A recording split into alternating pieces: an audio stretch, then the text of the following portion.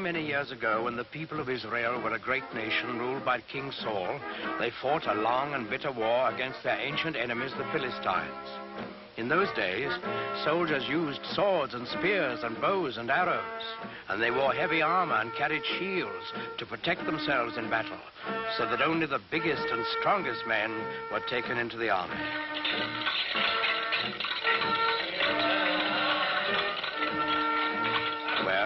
In this war, the Israelites and the Philistines were pretty evenly matched. They fought many hard battles, and each side lost many men, but neither side could completely conquer the other. Then one day, while the Philistines were camped on one side of the great valley and the Israelites on the other, there came out of the camp of the Philistines a champion of their cause, a huge giant, taller and stronger and bigger than any man anyone had ever seen.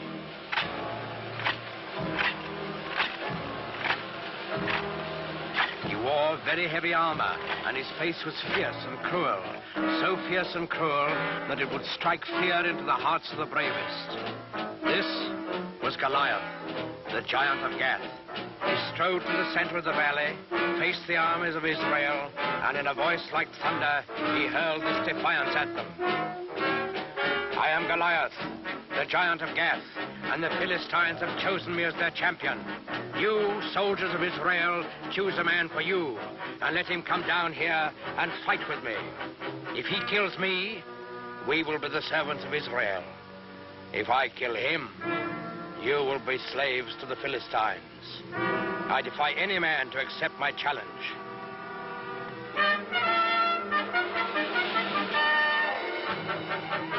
When the men of Israel saw Goliath and heard his defiant challenge, they were afraid, for they had no one to match his size and strength.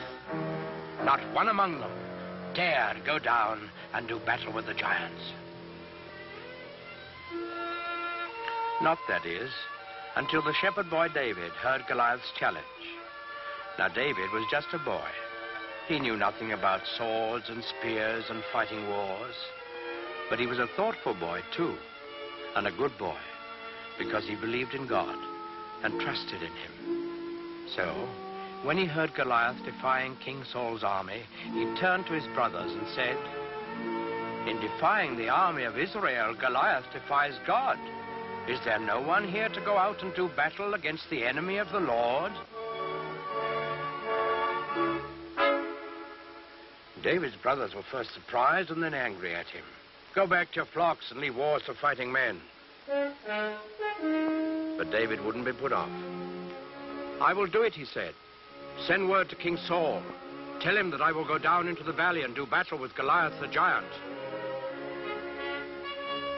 When the king saw how determined David was, he gave him his blessing and offered him his own royal armor and sword. But David wouldn't take them. He wasn't a soldier. Instead, he went to a nearby stream and selected 5 smooth stones. He put these in his shepherd's bag. He took his stick in his left hand, and in his right hand he held a slingshot. That's all. With both armies looking on, excited and expectant, David went down into the valley to meet Goliath. They met in the middle of the valley. David looking up at the giant, confident and unafraid, and Goliath looking down on the unarmed boy with eyes full of hatred. Suddenly, the giant Philistine roared in a terrible fury. "I have defied all the armies of Israel to give me a man to fight, and they have sent a boy against me. What? Am I a dog that you come against me with a stick?" David answered him calmly. "I come against you in the name of the Lord of hosts, the God of the armies of Israel, whom you have defied. Your sword and your spear and your shield will not save you, Goliath, for this day you shall learn that the Lord fights on the side of right." Goliath let out an angry snarl. So be it. Defend yourself, boy. Goliath the giant rushed forward to make quick work of the boy champion of the Israelites. David stood his ground. He reached into his shepherd's bag, took out one stone. He fixed it in his slingshot, and he let it fly.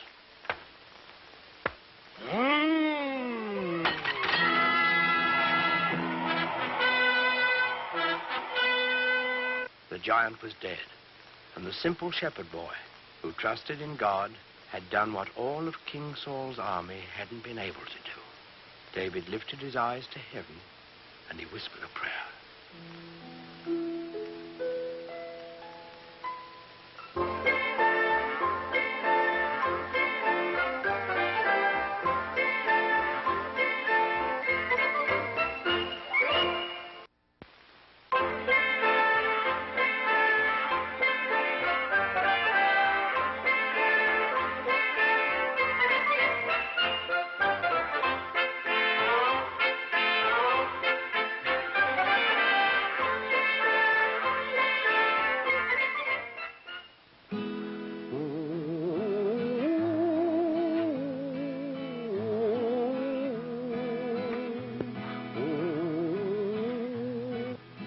Mighty Paul Bunyan, he lived long ago. His strength and his goodness helped America grow. When Paul Bunyan was just 1 month old, he placed his baby hands around a young maple tree and tore it out of the ground, roots and all. When he was only 18, he was already 25 feet tall and weighed 800 pounds, all bone and muscle. He took one look at the deep forests of the West and found his job: to chop down the trees to make room for cities, farms, and people. Come all you sons of freedom that run the forest stream. Come all you roving lumberjacks and listen to my theme. We'll cross the roaring rivers where the mighty waters flow, and we'll roam the wild woods over, and once more a lumbering go, and once more a lumbering go, and once more a lumbering go. We'll roam the wild woods over, and once more a lumbering go. Paul Bunyan was so tall, he covered miles with every step. Why, one day he started walking across the country. He walked across Ohio, Indiana, Illinois, and then stepped into the state of Wisconsin. There, he met an old farmer, his head bowed down with grief. The farmer told Paul his story. I'm going down the road feeling bad. Oh, my crops have failed and now I'm feeling sad. My family is hungry and we have no place to live. I'm going down the road feeling bad. And with 5 blows of his axe, Paul Bunyan cleared a space of 10 miles for a brand new farm. Thank you, Paul Bunyan, cried the farmer. You're welcome, said Paul, as he took an extra big step and walked from Wisconsin into Montana. Yes, Paul Bunyan did some remarkable things, all right. As a soldier in the Revolutionary War, he faced a whole line of cannon. As the Hessian soldiers fired at him, he picked up a tree trunk and batted their cannonballs right back, like baseballs. Once, when pirates were roaming the east coast of the United States, he splashed his foot in the ocean and started a wave that sank the whole pirate navy. Oh, and I almost forgot. He also built the Rocky Mountains. Paul grabbed a hill with either hand with a ring-ting-a-tim-ring-a-tid-not-nay and set them down so they would stand in a row. He built the Rockies up so high the topmost peak held up the sky with a ring-ting-a-tim-ring-a-tid-not-nay. Then came the biggest job of his life. The country had no inland waterway large enough for big ships carrying heavy freight. So Paul Bunyan began to dig. Soon, He had scooped out hundreds of miles of earth. Now he wanted rain, so he clapped his hands together. And down poured the rain until the holes in the earth were filled with the Great Lakes. La la la la la la la. Now, one of the Great Lakes was named Lake Erie, and the town of Buffalo was on its shore. It took just another day's work for Paul Bunyan to dig the Erie Canal from Buffalo to Albany, and the inland waterway was completed. In his later years, with his big jobs done, Paul Bunyan went back to one of his favorite hobbies, mountain making. But this was a mountain for children, a rock candy mountain. Oh, the buzzing of the bees in the popcorn trees near the chocolate ice cream fountain, where the jelly beans grow and the milkshakes flow down the big rock candy mountain. Oh, the children eat their fill of the whipped cream hill, and no one's ever counting. There's so much to eat, life is one long treat on that big rock candy mountain. Did Paul Bunyan really live? Well, nobody knows for sure. Oh, mighty Paul Bunyan, he lived long ago. His strength and his goodness helped America grow.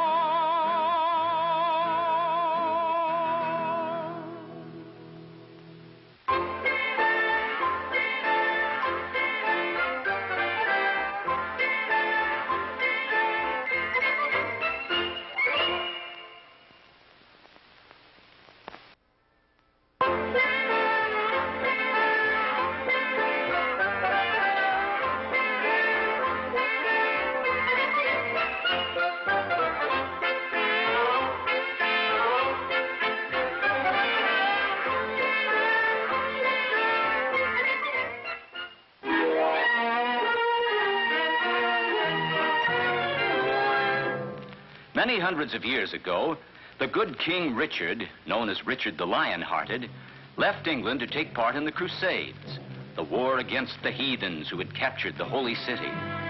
In his absence, he placed his brother John on the throne. As soon as he was king, John turned on the good nobles of the kingdom, stole their goods, and drove them out of England. Among these nobles were the old Earl of Huntingdon and his son, Robin. Father, I've come to say goodbye. Robin, where are you going? To Sherwood Forest. King John has declared me an outlaw, and an outlaw I will be. In Sherwood Forest, Robin Hood banded together with other young men like himself, banished by the wicked king. Men like Will Scarlet. Outlaws we are, Will Scarlet, but outlaws such as never were before and never will be. Just how do you mean, Robin Hood? I mean this, Will. No, let me show you. Do you see those two fat men coming down the road? I see them. Couple of merchants, rogues and wealthy. And do you see that old woman in rags, weeping in sheer hunger? I see her, too. Well, watch, and keep a hand to your arrow in case I need help. And so, quickly, they became known far and wide. Robin Hood and his merry men of Sherwood Forest, taking from the evil to give to the poor, defenders of the weak and oppressed, the one hope of England's people. Sometime later, Robin set off by himself in the forest. He started across a bridge which lay across a stream, a bridge consisting of a single log of wood. But facing him, blocking the way, was a stranger, a tall man with broad, powerful shoulders. I'm afraid there's only room for one of us to cross at a time. I think it ought to be the better man. Stand and fight. With only wooden sticks as weapons, they fought long and hard. Finally, with one quick, powerful motion, the stranger knocked Robin Hood into the stream.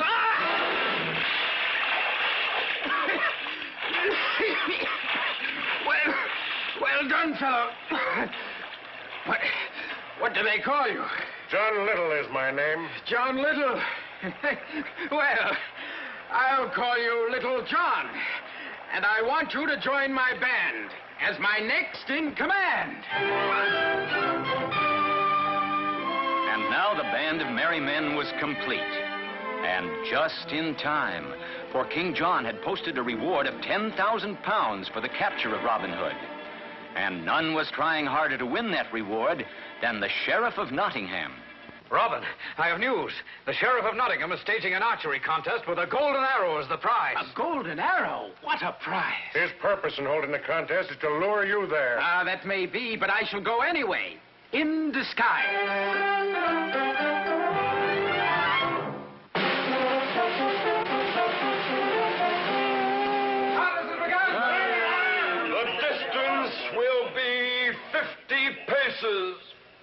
You, that beggar over there, get out of the way. I? Why, I'm one of the marksmen, sir. You? A marksman? That's rich. One by one, the finest bowmen in the land shot their arrows. Finally, one arrow lay in the exact center of the circle, a bullseye. The winner is Adam of the Dell. Pardon, Sheriff. I have not yet competed. You? Well, maybe it will bring us a laugh. Robin let fly. A perfect shot, right on top of the arrow in the center, splitting it down the middle. Robin had won.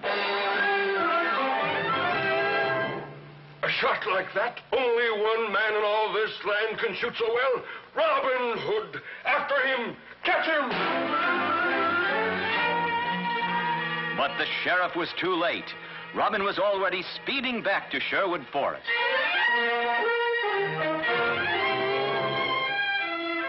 As Robin entered the forest, a knight appeared and challenged him.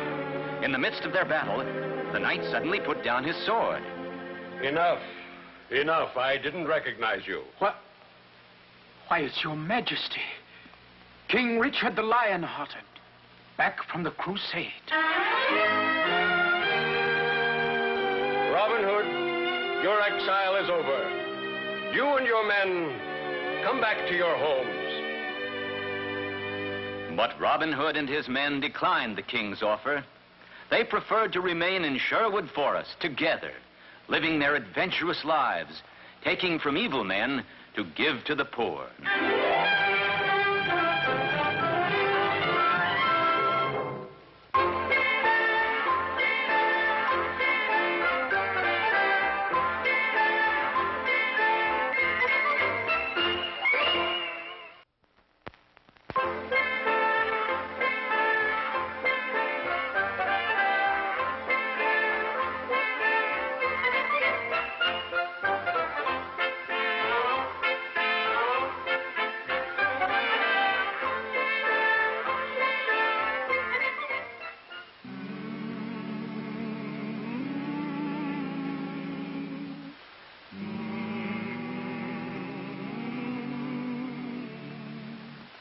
"500 years ago, there were people on both sides of the Atlantic Ocean, but neither knew about the other.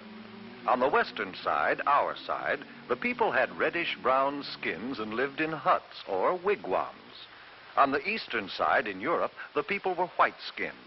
They had learned how to build houses and large sailing ships, but they still didn't know much about the rest of the world. In fact, most of them believed the earth was flat.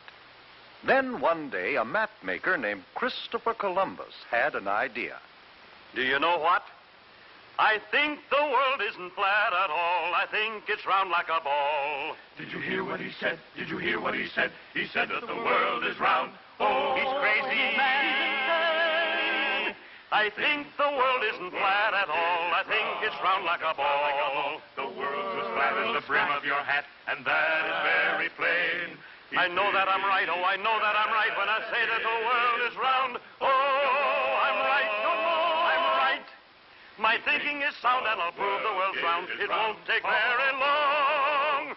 But it did take long, 7 long years, before Columbus could convince a king or a queen to let him try out his idea.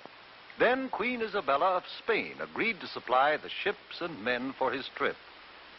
I will discover a shortcut to India and bring back some of the great wealth I find there. And I can do it, for I know the world is round. And instead of going east to India, I shall sail west and reach India around the other way. It will be a shorter and cheaper way, for I'll do it all by sea. Queen Isabella provided Columbus with 3 ships, the Nina, the Pinta, and the Santa Maria.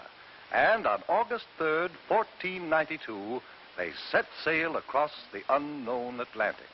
High on the foaming tide, over the ocean, onward our ships will ride, onward, my sailors. The ships sailed onward, but 2 long months after they started, there was still no sign of land ahead. Turn back, Columbus! Turn back, Columbus! We'll not turn back until we find India. Onward, men! By October 10th, the sailors and the crew were ready to take matters into their own hands. If Columbus won't do as we ask, we'll put him in chains. And we'll turn the ships around ourselves. Wait! Have you heard? One of our men has just seen a branch in the ocean. What of it? It had fresh berries on it. That means we're near land. Hooray! 2 days later, the ships reached land, and Columbus and his crew saw the people with reddish-brown skins who lived there. Oh, I think it is rather surprising that they should have reddish-brown skins. But now since we have landed in India, then these people must be Indians. We'll call this part of India San Salvador, and I take possession of it in the name of the King and Queen of Spain. The people Columbus called Indians were very friendly, and they gave Columbus and his men many gifts, but not the rich jewels and gold for which they had come. For Columbus really wasn't in India at all. He was on one of the islands off the coast of America. But because of Columbus's mistake, the natives of America have been called Indians ever since. Columbus visited other islands near San Salvador, looking for the great wealth of India. And then he and some of his men returned to Spain. Hooray! Hooray for Admiral Christopher Columbus! Columbus had no trouble getting ships and men for his second voyage, but he still hadn't the slightest idea that he was headed for the vast continent of America, and that he would have had to cross it and sail over the Pacific Ocean before he could reach India by traveling west. The men of Europe were no longer afraid of the ocean. Columbus made 2 more voyages, and other explorers followed. But each year on October 12th, we celebrate Columbus Day, the anniversary of that day in 1492, when Columbus first sighted the land of the New World, America.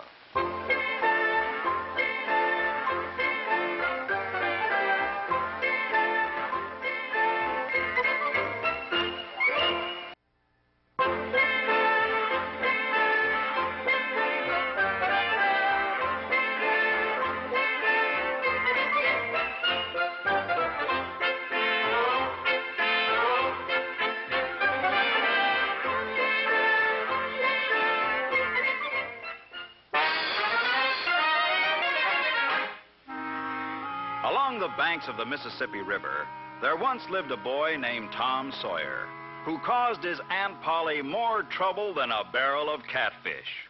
Tom Sawyer, you broke Judge Thatcher's window today. That toe's not sore, Tom. Get up and go to school. Tom Sawyer, stop where you are or I'll box your ears. Tom? You call me Aunt Polly? You broke the cookie jar. Truth was, Tom's mind was on other things, which he soon told to Bill Harper. Bill, meet me tonight down at the riverfront. What do you aim to do, Tom? I'm not Tom anymore. I'm the Black Avenger of the Spanish Main. You'll be the terror of the seas. We're bold, brave river pirates, starting tonight at midnight.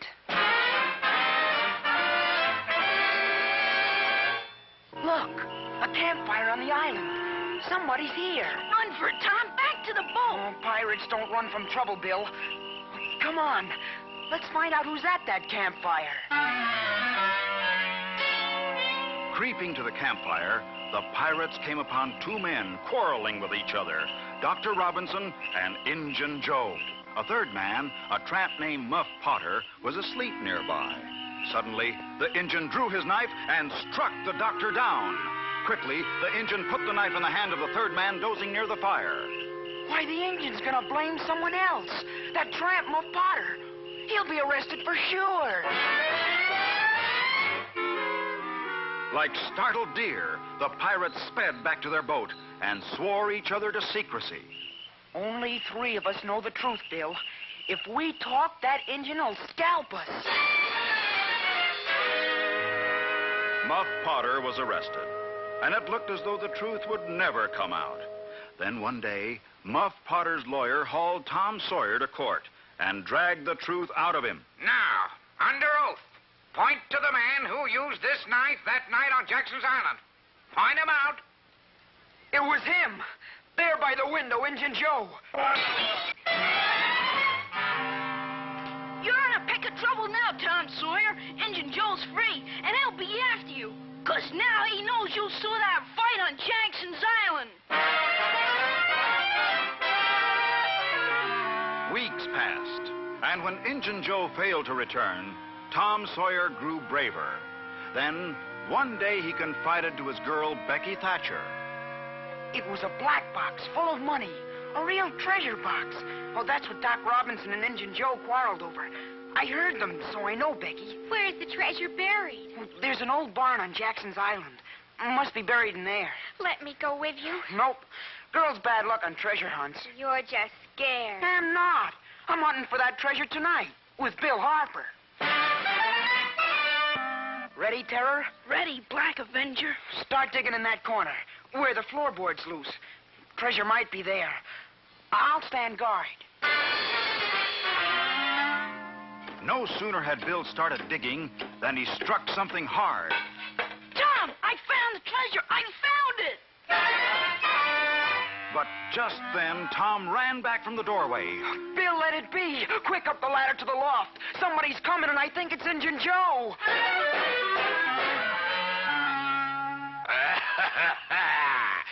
Somebody tries to steal money. I feel it. Carefully, Tom spliced their pants and shirts together, then tied one end to a beam. Soon, they lowered themselves to the floor. Leg it for the river now, Tom. Wait a minute. Injun Joe must have headed for the cave on the other side of the island. He's gonna rebury the treasure there. Let's go after him. Not me. I'm going home. Not long after, a ferry boat took a picnic crowd to Jackson's Island, and Tom invited Becky Thatcher along. Do you really think Injun Joe hid the treasure in the cave, Tom? Well, I'm not sure, but it would be a good place. Why don't we explore it right now? Suddenly, Tom tripped over something, fell to his knees. Becky, look where I tripped over, the treasure. That's wonderful. Now let's go back. Wait, I can't see the entrance to the cave anymore. Becky, we're lost. Grimly, Tom and Becky wandered underground. They had almost given up when they made a turn in the passageway, and then... Look, a light. There's the entrance. We're safe. Later on, Tom told the townspeople about the cave. They were sure Injun Joe would return to get his treasure, so they set up a guard and waited. One day, he returned and was caught. I give up. I go peaceful. Tom had helped catch Injun Joe, so he was a hero. And he had his share of the treasure, too. But all the money in the world couldn't keep him out of trouble, nor keep him from having more adventures.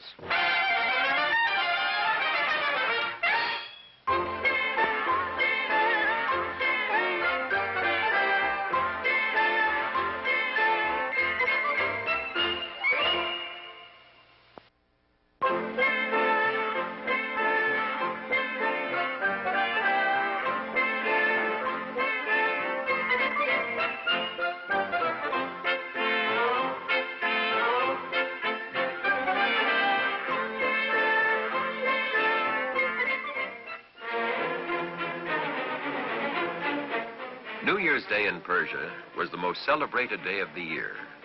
Wonderful shows were prepared to entertain the king and the prince. At the end of the program, a lone figure stood before the king with a beautiful horse. Your Majesty, I beg thee, look upon this wondrous animal. It is not real, but an ingenious machine that will carry me anywhere I wish, just by turning a peg. Well, if true, it is indeed a wonderful animal. What is the price? It is not for sale, sire, but I would exchange it for a portion of your kingdom. Well, for such a trade, I must know more about this horse. My son, Prince Brahma, will test the animal for me. The owner started to show the prince how to control the horse. But before he could tell him all, Prince Brahma turned the peg, and away he flew. He doesn't know how to bring it back. It's a trick to kidnap the prince. Throw this man in jail until my son returns. As the horse's owner was taken away, the king scanned the skies for the flying prince, but he was out of sight. High above the clouds flew the enchanted horse with the frightened prince.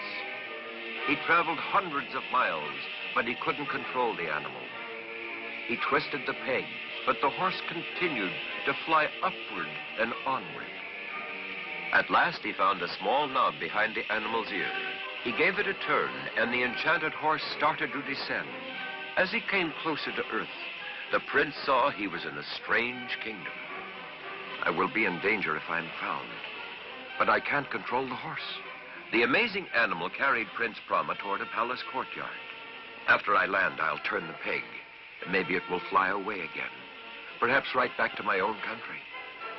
So intent was the prince on the controls that he didn't watch the archway through which the horse flew. He was knocked off the horse into a courtyard. No one saw him, and while everyone crowded about the mysterious horse, Prince Brahma hid in a room. After studying the horse, the king gave out an order. This is a most unusual animal. I shall give it as a gift to Princess Serena. Perhaps then she'll be my bride. Take the animal to the stable until I'm ready to give it to her. Prince Brahma could hear the king's orders, and now he realized his chance of escaping was gone. Then he heard someone sobbing. He discovered that he was in the room of Princess Serena.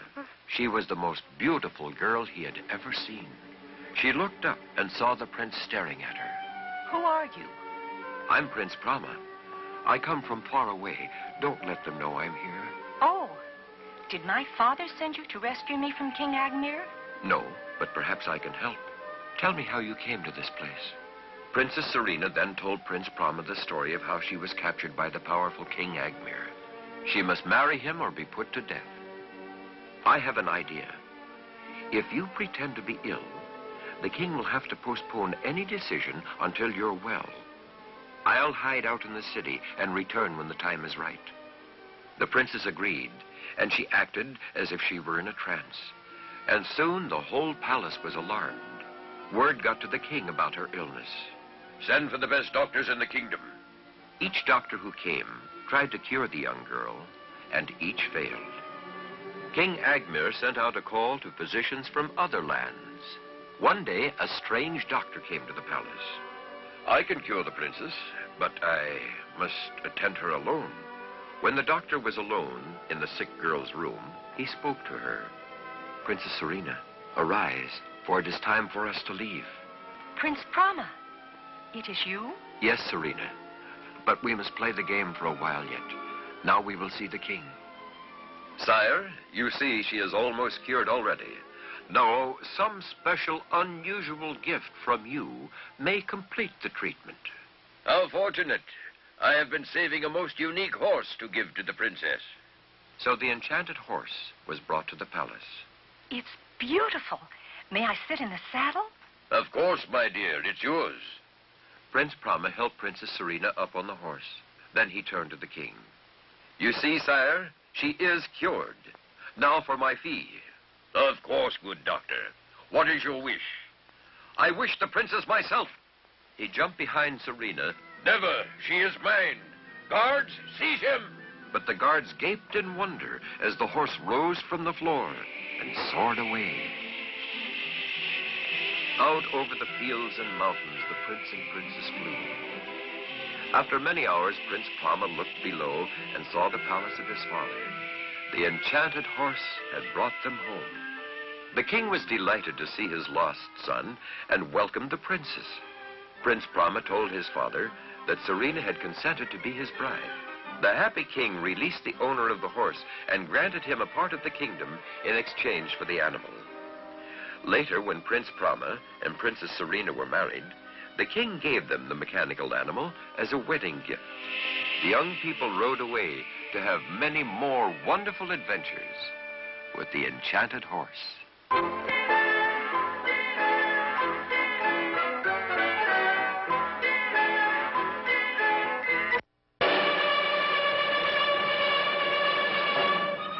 Many years ago, the brave armies of Greece and Troy were locked in a long, bitter war. The Trojans had captured a beautiful Greek princess named Helen and held her within their fortress city of Troy. It did not seem possible that any man could break into the fortress city of Troy.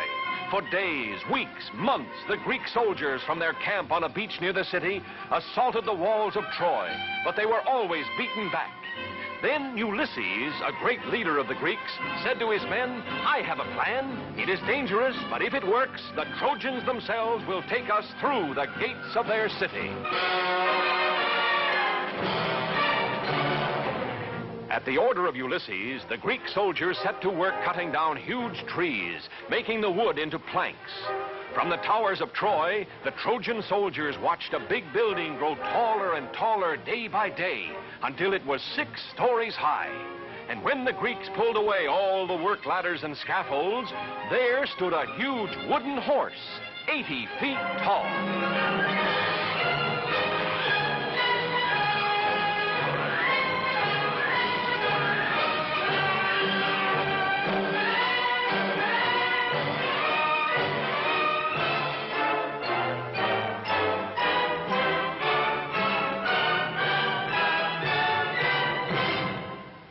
Along the towering walls of Troy, the soldiers and the people gathered to look out across the plain at the great wooden horse. They wondered what it was for, what it meant. The Trojans did not know that Ulysses and 5 Greek soldiers lay hidden in a dark, secret passage inside the wooden horse.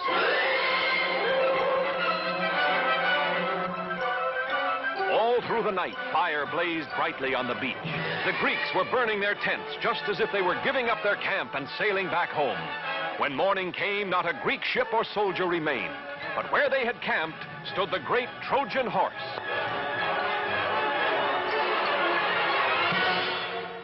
The Trojan people poured out of the city to the beach so they could look more closely at the victory over the Greeks. The Princess Cassandra, daughter of the king of the Trojans, warned her people of this Greek gift, but no one would listen. The Trojans decided to pull the great horse inside the walls, into the city of Troy itself.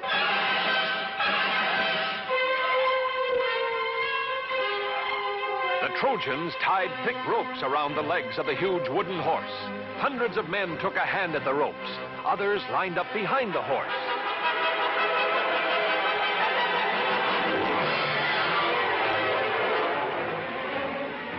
Whooping and hollering, laughing at the Greeks who had never been able to scale the towering walls of Troy, the Trojans tugged and pushed and pulled the huge wooden horse slowly from the beach, over the plains, and through the gates of Troy.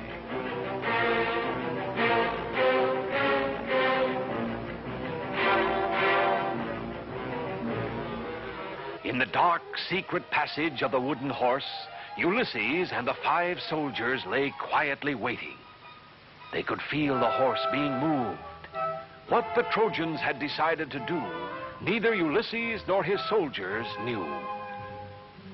Suddenly, after a whole day and half a night, the Trojan horse moved no more. An hour passed. Still the horse did not move. Ulysses gave a signal. The soldiers felt their way silently down the dark, secret passage, following Ulysses. Cautiously, he opened the trapdoor. Just as he hoped, the Trojans had brought the horse inside the walls of Troy. The city was sleeping now, and the walls were unguarded. Ulysses drew his sword. He ordered the soldiers to follow, and he dashed for the main gates of the city. The Greek soldiers quickly tied the sleeping Trojan guards, while Ulysses scampered up the sentry tower. Holding a torch high above his head, he signaled to the Greek army, which had turned around and sailed back to the beach during the night.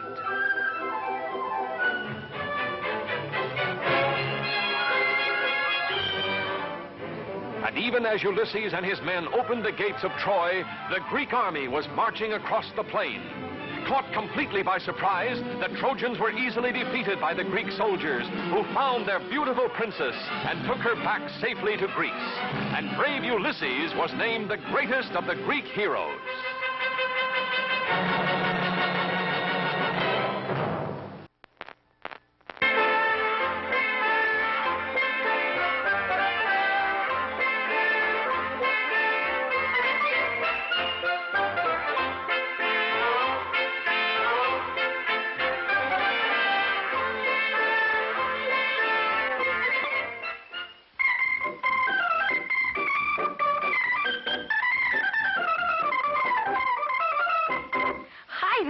My name is Jim Hawkins, and I have a story to tell.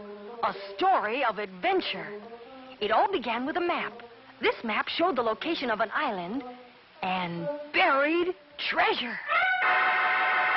Men were setting off on a ship to find the treasure, and I was to go along as cabin boy. An old sailor with a wooden leg got together a crew. He was our cook, and gee, I liked him right off. But what a funny name. I'll never forget it. Long John Silver. We worked all one night getting the ship ready to sail. The whole crew worked and worked and worked. Then just before dawn, we were ready to sail. We were on our way to Treasure Island. Once at sea, we all had a fine time. Long John Silver especially was lots of fun. Golly, he used to sit and tell me stories by the hour. Parrot sat on his shoulder and screamed, "It's the bait! It's the bait!" Now, there was a barrel of apples set out for the men. And one night I went to get myself an apple, but because they were almost all gone, I had to climb right into the barrel to get one, right down to the bottom. Then a strange thing happened. Just as I was about to climb out, I heard voices. Keep your eye peeled for that. It was Long John Silver and some of the crew. Now, me laddies, you're a smart lot. No need for us to return empty-handed. We'll come back with all the treasure for ourselves. Gosh, these men were pirates. But I knew their secret if only they didn't discover me. See here, mateys, have an apple. But just as Long John was reaching into the barrel... Land ho! That's it, lads. Treasure Island.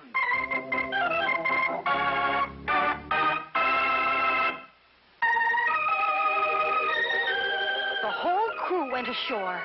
Loyal crewmen in one group, pirates in another, all looking for the treasure.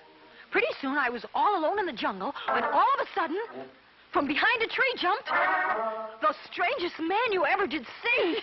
He was laughing and laughing and laughing.